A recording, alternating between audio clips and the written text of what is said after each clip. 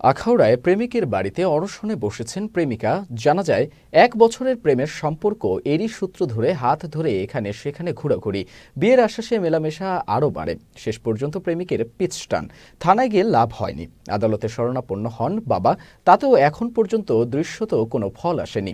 ঘটনাটি ব্রাহ্মণবাড়িয়ার আখাউড়া উপজেলার মোগড়া ইউনিয়নের বাউতলা গ্রামে। এদিকে প্রেমিকা অবস্থান নেয়ার পর প্রেমিকের বাড়িতে থাকা লোকজন পালিয়ে যায়। বলেন, আমার সম্মানের দাম কি 1 লাখ টাকা? আর একটা মেয়ের ইজ্জত কি টাকার উপরে কি বিক্রি করা যায়? আপনারাই বলেন। আপনাদের কাছে আমার একটাই দাবি যে আমি টাকা পয়সা কিছুই চাই না, আমি শুধু ছেলেরই চাই। কারণ ছেলে আমার নিয়ে গেছে, ছেলের আমার সামনে আনতে হইব, তারা ছেলের আমার সামনে আনেই না। আমার অ্যাডভোকেট কবিরে বলে, ছেলে তো তোমার কথা বলে, তাহলে ছেলের কেন তোমার সামনে আমরা আনবো?